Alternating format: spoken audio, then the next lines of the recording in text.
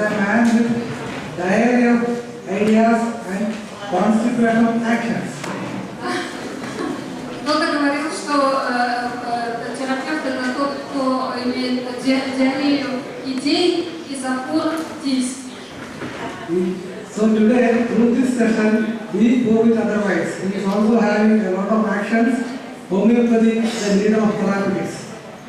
Но сегодняшняя сессия, она как раз будет противоречить, потому что у нас будет много действий. So let me invite Dr.Kiran, who is the intern in case of obstructive nephropathy. Dr. Kiran, please. Случай нефропатии. We must always give preference to new blood. That's it. Please. The actual way is intern.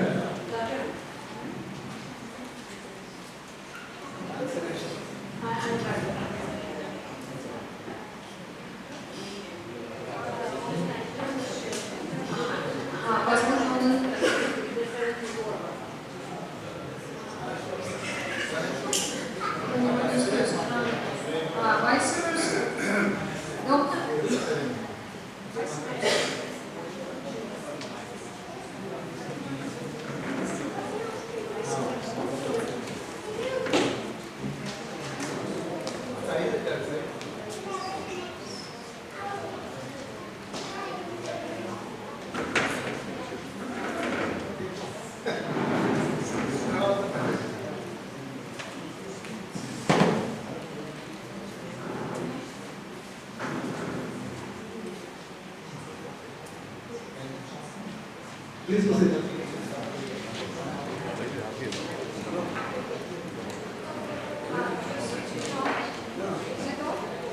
Is it audible?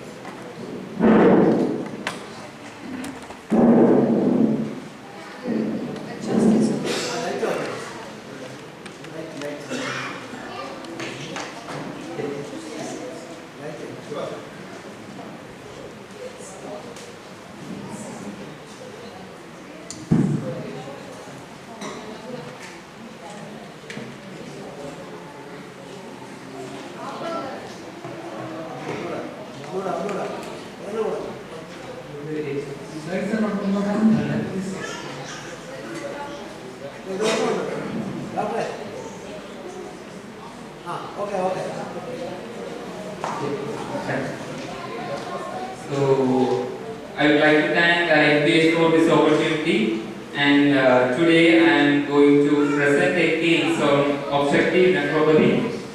And yeah.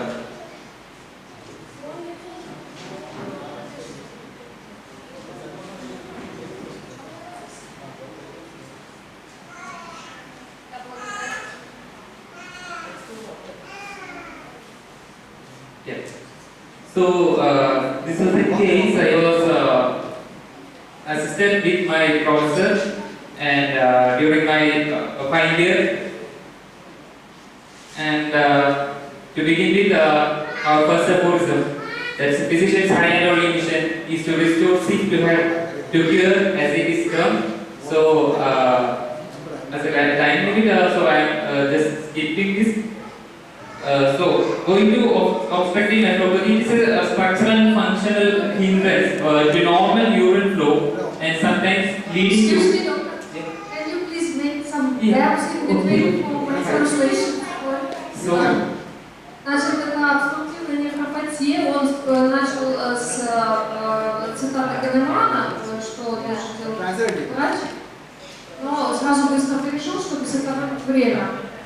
Значит. So, the major causes of this obstructive nephropathy may be due to renal or ureteric calculate, prostatic enlargement, urethral stricture, EUJ obstruction. No, it's written, it's okay. I can repeat it according to this slide. Tumors, congenital abnormalities, urogenic bladder, etc. Да, и значит, вот эта нефропатия случается из-за камней, из-за увеличения простаты, структуры уретры, из-за опухолей, из-за каких-то врожденных врожденных аномалий, и это может быть нейрогенный мочевой пузырь. Most of the childhood obstructive nephropathy is due to congenital lesions. И, значит, большинство у детей это врожденные вещи. Then going to prevalence, the congenital obstructive neuropathy affects 1 to 5.4% of the pediatric population. И, значит, вот эти вот наследственные, врожденные обструктивные уропатии, они от 1 до 5,4% популяции. Then it's a major cause of pediatric kidney dysfunction and account for up to 50% of the chronic kidney disease, especially in children. И это вот составляет 50% хронических почечных заболеваний, особенно у детей. The common causes include UPJ, obstruction, and post-urethral valves. И обычно причина это вот обструкция в общем, уретра и вот в малом тазу обструкция, что 1 из 1500 детей, So going to pathophysiology, it causes first urinary obstruction. It leads to increased intratubular pressure, then reduced GFR and renal blood flow, and leads to tubular atrophy and interstitial fibrosis, and later progress to renal dysfunction. Ну и вот тут поэтапно, что происходит, да, идет обструкция, потом создается давление, значит, повышается давление в итоге кровеносное, да, кровное давление, начинается атрофия и фиброз, и в итоге это приводит к дисфункции почек. So it will present with flank pain, reduced urine output, dysuria, hematuria, edema, recurrent UTI and hypertension. И обычно симптоматика такая, что это боль, это значит, сниженное, то есть скудное мочеиспускание, дизурия, гематурия, отек, рецидивирующие мочевые инфекции и повышенное давление.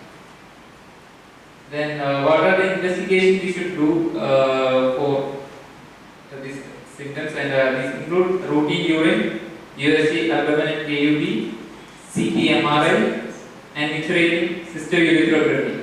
Это какие обследования они делают, то есть это мочу проверяют, да, я не все здесь понимаю, но если я так поняла, УЗИ, МРТ, КТ и цистourethrografия. So in this case, we are concentrating on the maturing cystourethropathy because this include injecting of a dye into the catheter, and the patient in this case was afraid to do it. Здесь мы сконцентрируемся вот на последнем обследовании, цистourethrografия, там вводится контраст, да, в нижней части мочевого пути, и, значит, и здесь, что интересно, в этом случае пациент боялся это делать. So the risk factors include UTI, dysuria, hematuria, allergic reaction to dye, bladder, catheter injuries, and radiation exposure. And these are rare causes. This may cause. Rare causes. Yes. Это, значит, факторы риска, что может быть развитие мочевой инфекции, дизентерия, гематурия, аллергические реакции, разрыв мочевого пузыря, там, какое-то повреждение от катетера и, значит, действие радиации.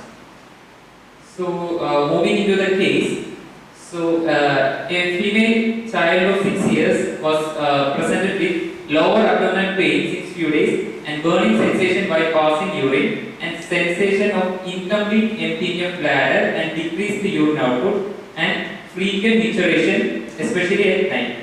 Это, значит, девочка 6 лет, у нее были текущие жалобы, это боль внизу живота уже несколько дней, ощущение жжения во время мочеиспускания, ощущение неполного опорожнения мочевого пузыря и частые мочеиспускания уже ночью. So while taking the history, we find that she was having recurrent lower abdominal discomfort and pain in abdomen, and she has a previous history of UTI, and followed by passing a small quantities of urine associated with the burning during urination with feeling of incomplete evacuation. И, значит, дальнейший опрос показал, что у нее были вот эти вот рецидивирующие боли внизу живота, дискомфорт, боль в животе. Ранее у нее были мочевые инфекции, и когда у нее отходила моча в небольшом количестве, она ассоциировалась с жгучей болью. She consulted urologist and she advised for USD abdominal pelvis, and inference shows prominence of left pelvic category system and obstructive left ureter and significant post-void residual urine. Значит, и обследование УЗИ показало, что у нее там слева вот эта вот, обструкция левого мочеточника и большое количество остаточной мочи. And the doctor suggested micturating cystourethrogram, and she was afraid to, her parents was afraid to do it because of these complications I just discussed.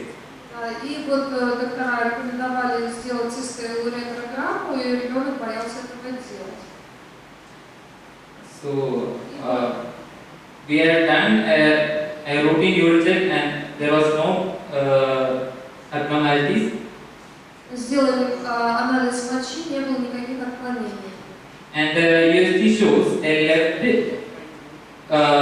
prominence of pelvic category system is seen, and left ureter was obscured with post-void residual urine up to 72.7 cc. И, значит, УЗИ показало, что вот левый мочеточник, обструкция левого мочеточника и остаточная моча 72,7. Then abdominal examination, only there was a mild tenderness over the right lower abdominal region. All else was normal. Значит, обследование, осмотр показал, что у нее не было внешне никаких проявлений. Пальпация показала болезненность на правой области внизу живота, справа. Все остальное норма. So we took the acute case for this condition, and we find some general says she was very irritable and restless after this complaint has occurred. Значит, мы взяли этот случай, вот там слева написано, что психические симптомы, она раздражительная, беспокойная, у нее снижен аппетит, жажда тоже снижена, отвращение к еде, стул у нее запор, сон беспокойный из-за вот этих жалоб и неполное отхождение мочи и частые позывы. Ночью особенно, частые позывы на мочеиспускание, особенно ночью, ощущение жжения во время мочеиспускания, очень такая моча с интенсивным цветом, зловонная и недостаточно скудная моча. So mind irritable, restless, appetite was diminished, thirst reduced, aversion to eating food during this after this complaint has occurred, and stool was constipated, and sleep it was disturbed due to this pain. And in second totality we took urine, incomplete evacuation of urine, a burning sensation, high color and offensive urine was there, and reduced urine output. And the totality was taken, and the EPIS was come with maximum marks. Значит, взяли тотальность, вот эта тотальность, которая здесь есть, и АРКИС показал наибольшее количество баллов. And we have given EPIS will pick at 200 for TDS. Then by taking this case, and Soldago was given statistical medicine. Был назначен АРКИС Мелифика 200 ежедневно, ежедневно 2 раза. Then Next follow-up was come when during 25/5/23, and when she came, burning was reduced, but and urine voided without any difficulty. And again, EPIS was given and Soldagotinger with 10 GTT bleeding alcohol. This is a long episode. How did you get this solidagomoderator, right? Yes. Значит, вместе с аписом 200 была назначена настойка солидара в воде, и после этого результат был, что жжение уменьшилось и количество мочи, и моча отходила без затруднений. Then in 16/6/23, the general ambulation symptom was happened and burning pain also reduced. And again, EPIS was given, but this time we reduced the duration and Soldagotinger only at night time given. And also we advised for take an USG abdomen again.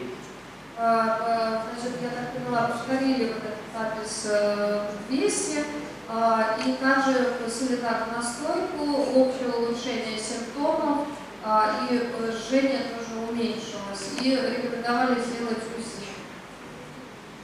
And next time when USG was taken and there was no mass, no hydronephrosis, and the post-voidal residual volume became insignificant. И следующее УЗИ показало, что нет никаких гидронефроза, ничего нет. То есть и нормальное отхождение мочи нет у оставшейся. And along with that, urinary compliance, then stool frequency was increased.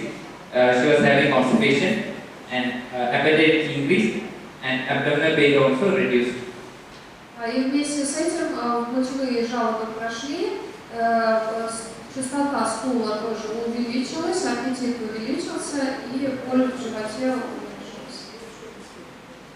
Then this was the comparison. The post-voidal residual voltage was 2.7. Then it became insignificant after the use.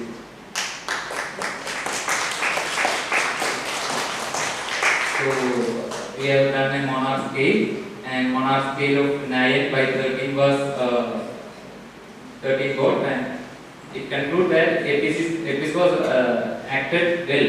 This homeopathic remedy acted well for this case. How do you know which one acted actually with medicinal medicine? That was only given. Soldago was only given as a single medicine. But it is a medicine. Yes, the EPIS was given as a constitutional medicine.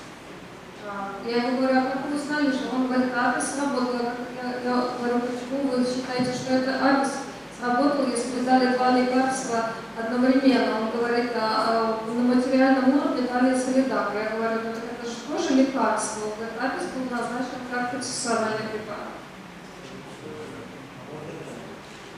Это, наверное, подписка снова homeopathy. Okay. There's a question, Doctor. Какая доза, вы из таблицы непонятно, какую дозу давали, там было 3, что такое? Это они what was the dosage he is asking, and there was a written 303, they don't know what is this. This one, right? Yeah, this one. Yes, we have here EPIS in 2 gram pills as 3 times. 3 times this plasma pills, right? 3 pills, yeah. Да, это пустышки. 3 утром, 3 днем и 3 вечером. Это просто плацебо. Пустышки, сахар. Okay. Things common and then just converse. This was a case of Dr. J.S.V. my lecturer, Department of Veterinary. Okay, thank you. Today we have to the time. Now the